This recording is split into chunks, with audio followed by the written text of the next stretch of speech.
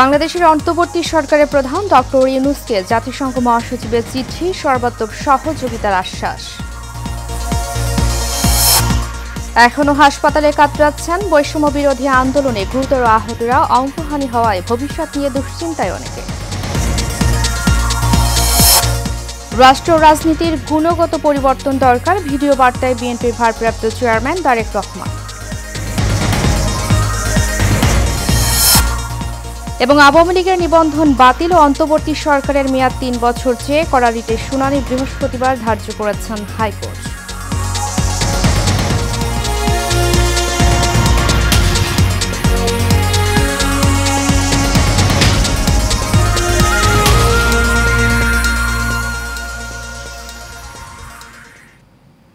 স্বাগত এশিয়ান নিউজে, সাথে আছি আমি উর্মি আক্তার। এতক্ষণ শুনছিলেন বিআরবি কেবল ইন্ডাস্ট্রিজ লিমিটেড সংবাদ শিরোনাম। এবার চলে যাব পুরো খবরে। বাংলাদেশের অন্তর্বর্তী সরকারের প্রধান উপদেষ্টা ডক্টর মোহাম্মদ ইউনূসকে সমর্থন জানিয়ে চিঠি লিখেছেন জাতিসংঘের মহাসচিব আন্তোনিও গুতেরেস। সোমবার রাতে প্রধান উপদেষ্টার প্রেস উইং চিঠিটি শেয়ার করে। চিঠিতে জাতিসংঘ প্রধান গণপ্রজাতন্ত্রী বাংলাদেশের অন্তর্বর্তী সরকারের প্রধান উপদেষ্টা হিসেবে ডক্টর ইউনূসের দায়িত্ব গ্রহণের জন্য তাকে শুভেচ্ছা জানান। তিনি বলেন, শান্তি প্রতিষ্ঠা এবং অন্তর্ভুক্তিমূলক গণতান্ত্রিক উত্তরণের পথে ডক্টর ইউনূসের নেতৃত্বাধীন সরকারের প্রচেষ্টাকে সম্পূর্ণ সমর্থন করে জাতিসংঘ। একই সঙ্গে বাংলাদেশ আর ইতিহাসের একটি গুরুত্বপূর্ণ সন্ধিক্ষণে দাঁড়িয়ে আছে উল্লেখ করে গুতেরেস বলেন, এই ক্রান্তিকালে সহিংসতার অবসান, জবাবদিহিতা নিশ্চিত এবং গণতান্ত্রিক নির্বাচনের পথ নির্ধারণে ডক্টর ইউনূসের নেতৃত্ব হবে অত্যন্ত গুরুত্বপূর্ণ।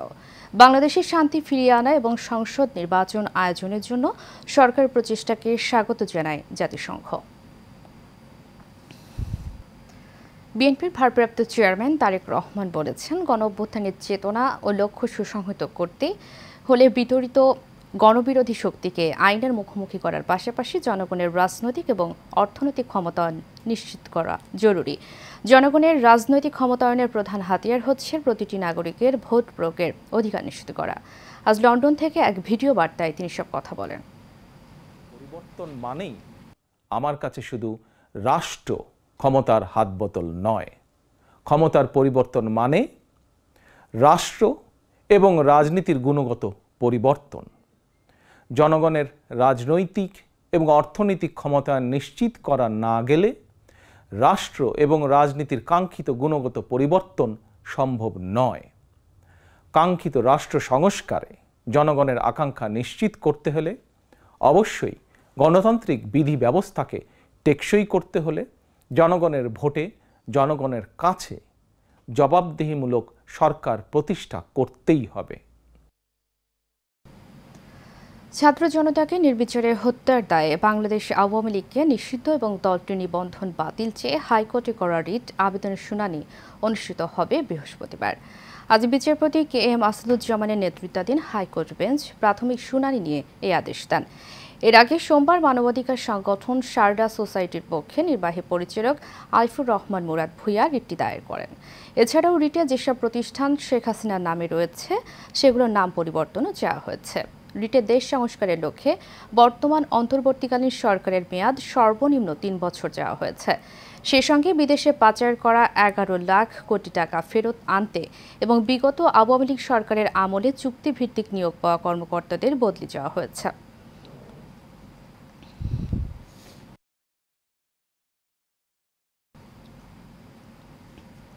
হত্যা মামলায় গ্রেপ্তার আওয়ামী লীগের কেন্দ্রীয় কমিটির যুগ্ম সাধারণ সম্পাদক ও সাবেক মন্ত্রী ডক্টর দীপুমণি এবং সাবেক ক্রীড়া উপমন্ত্রী আরিফ খান জয়ের ১০ দিনের রিমান্ড চাইবে ঢাকা মহানগর পুলিশ।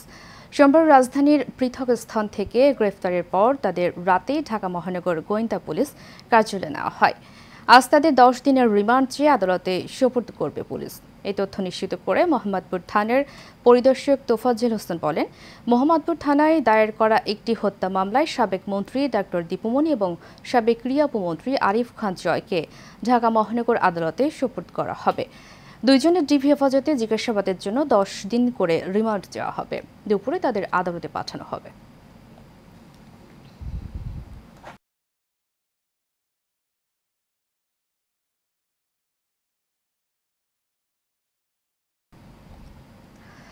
একদিনে ১,৮৭৬ জন জনপ্রতিনিধিকে অপসারণ করেছে অন্তর্বর্তী সরকার। এসব পদে প্রশাসক হিসেবে সরকারি কর্মকর্তাদের নিয়োগ দেওয়া হয়েছে। রোববার স্থানীয় সরকার বিভাগ থেকে এই সংক্রান্ত ৩টি পৃথক প্রজ্ঞাপন জারি করা হয়। এছাড়া সোমবার ঢাকা উত্তর ও দক্ষিণ, চট্টগ্রাম, খুলনা, রাজশাহী, সিলেট, বরিশাল, নারায়ণগঞ্জ, কুমিল্লা, রংপুর, গাজীপুর ও ময়মনসিংহ সিটি কর্পোরেশনের মেয়রদের অপসারণ করেছে সরকার। ৬০ জন জেলা পরিষদের চেয়ারম্যান এবং ৪৯৩ জন উপজেলা পরিষদের চেয়ারম্যানকেও অপসারণ করা হয়েছে। তাছাড়া সারা দেশের উপজেলা পরিষদের ৯৮৮ জন ভাইস চেয়ারম্যানকে অপসারণ করেছে স্থানীয় সরকার বিভাগ। এর মধ্যে ৪৯৪ জন পুরুষ এবং ৪৯৪ জন নারী। রোববার স্থানীয় সরকার বিভাগ থেকে এই সংক্রান্ত প্রজ্ঞাপন জারি করা হয়।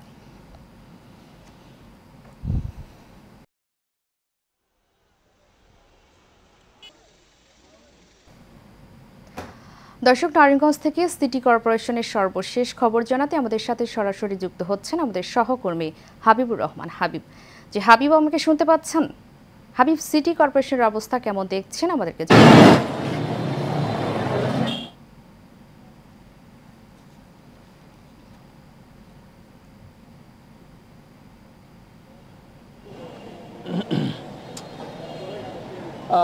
আসলে নারায়ণগঞ্জের একটি সিটি কর্পোরেশন, 5টি পৌরসভা এবং উপজেলা পরিষদ এবং জেলা পরিষদ সহ প্রায় 11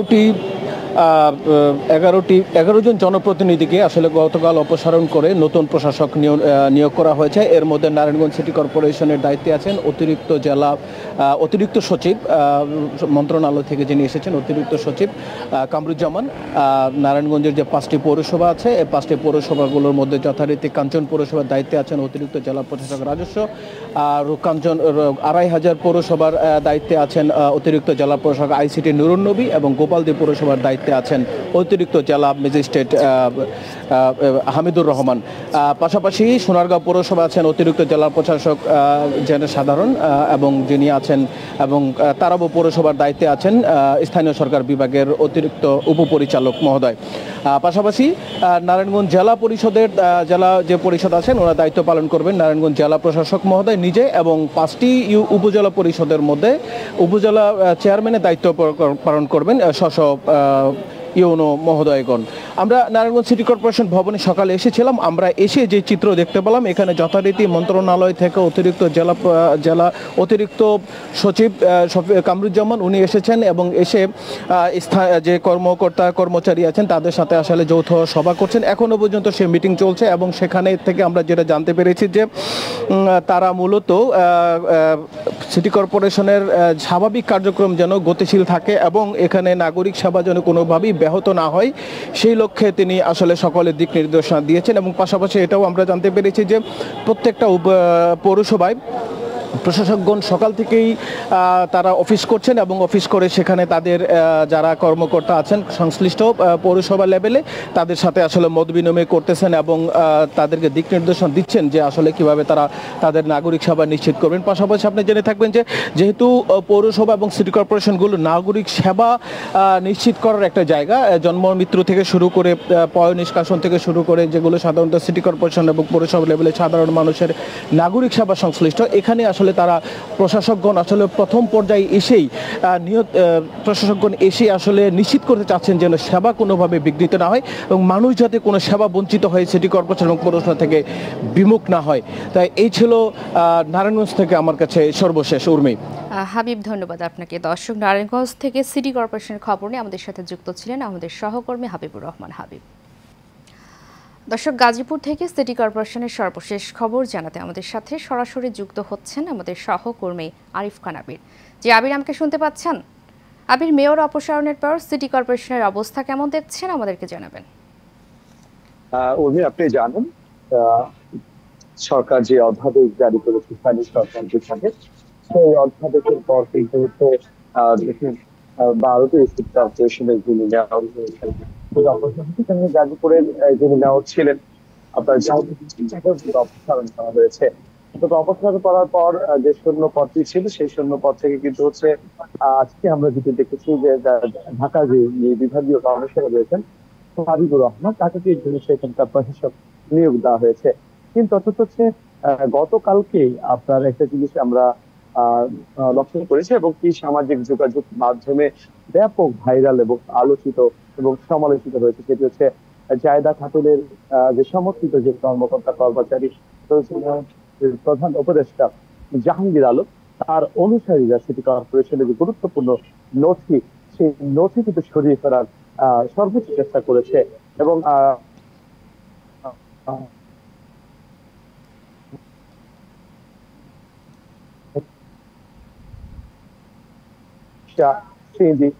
এই নথিগুলো নিয়ে যাওয়া হয়েছে।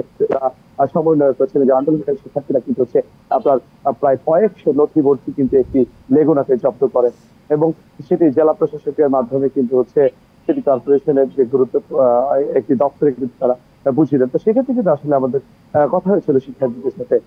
তারা বলছেন যে সিটি কর্পোরেশনের নানান অনিয়ম এবং দুর্নীতিগুলো ঢাকতে কিন্তু মেয়র জাহাঙ্গীর, সাবেক যিনি মেয়র জাহাঙ্গীর ছিলেন এবং বর্তমান জায়দা খাতুনের উপদেষ্টা, তিনি হচ্ছে এই কাজগুলো করছেন।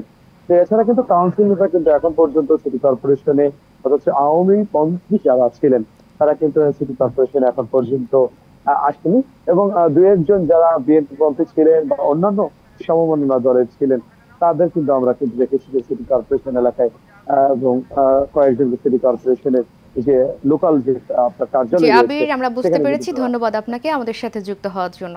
দর্শক, আমাদের সাথে যুক্ত ছিলেন গাজীপুর সিটি কর্পোরেশনের সর্বশেষ খবর নিয়ে আমাদের সহকর্মী আরিফ খান আবির।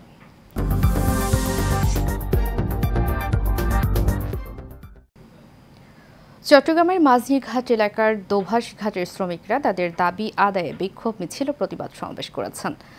গতকাল বিকেলে দোভাষ ঘাটে এই প্রতিবাদ সমাবেশের আয়োজন করা হয়। মোহাম্মদ আলমগীর শরীফের সঞ্চালনায় আরও বক্তব্য রাখেন শ্রমিক নেতা কবির হোসেন আল আমিন, মোহাম্মদ শামীম সহ অনেকে। এ সময় শ্রমিক নেতারা বলেন, 2018 সালে চট্টগ্রাম চেম্বার অব কমার্সের সাথে সম্পাদিত চুক্তি অনুযায়ী শ্রমিকদের মজুরি প্রদান করতে হবে। তাছাড়া কর্মক্ষেত্রে আহত এবং নিহত শ্রমিকদের চিকিৎসা সেবায় ব্যয় ও ক্ষতিপূরণ দিতে হবে।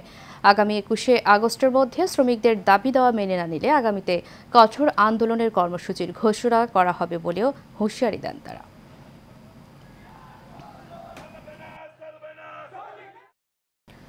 চট্টগ্রামে কবি ও কথা সাহিত্যিক জসিম উদ্দিন মনসুরীর সম্পাদনা ও সংকলনে যৌথ কাব্যগ্রন্থ বৃষ্টি আসলে সবকিছু ভিজে যায় এর পাঠ উন্মোচন করা হয়েছে।